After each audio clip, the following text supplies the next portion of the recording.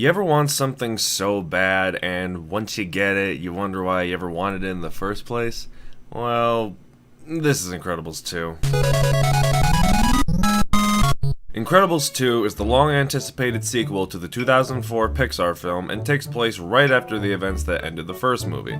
I don't want to give away too much as it could end up spoiling the film for some people. I love The Incredibles. It's one of my favorite Pixar movies and was really a staple for animated films at the time and was highly received by audiences and critics alike.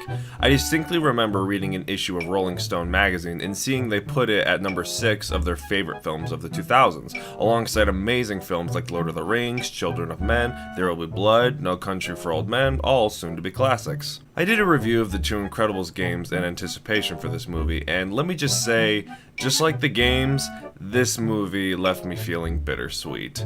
I don't know if I would say that this is a bad movie, but it suffers greatly from being pathetically average. Like, I barely remember anything that happened the day after I saw the movie. It seemed like Brad Bird knew fans wanted an Incredibles sequel, but didn't know how to use the tools to make it true to the original. And I'm not hating on Brad Bird either, far from it. I think he's an excellent director with some impressive work in his filmography, ranging from a director in animation from both Warner Brothers and Disney to the Mission Impossible franchise. And I recently rewatched The Iron Giant at a local theater and just reminded me why I love his movies so much. Come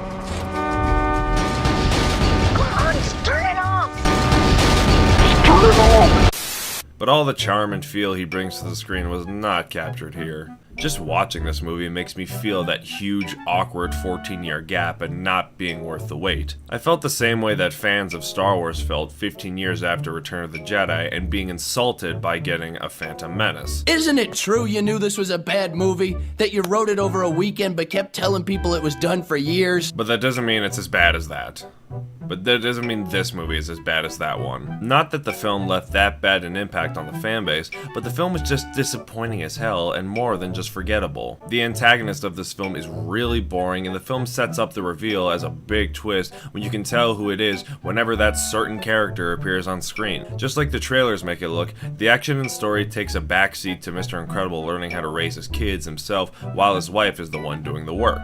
In fact, I could barely remember what was happening with Elastigirl's side of the story, and for this next part I'm going to be as vague as possible to avoid spoilers.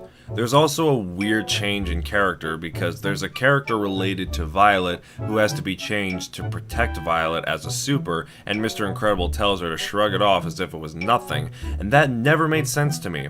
I get it that in the original that his outbursts meant relocating his family and possibly changing his name, so he would have to detach himself from friends, which probably consisted of only Frozone, but even for him, it had to leave somewhat of a mark. But here he just has a big goofy smile on his face as if everything's hunky-dory. Like, where did this come from in the last 24 hours where shit was going down with Syndrome? It feels like the characters just woke up from a 14-year gap and not paying attention to what happened in the first movie.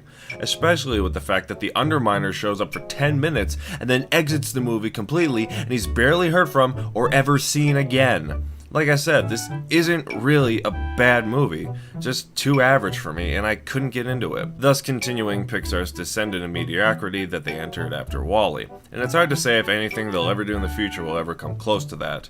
But kids and families will like this movie fine, but sad to say, it wasn't for me. Maybe my generation's Incredibles will be seen the same for this generation's Incredibles 2. But my generation deserved much better. Sorry, Brad Bird.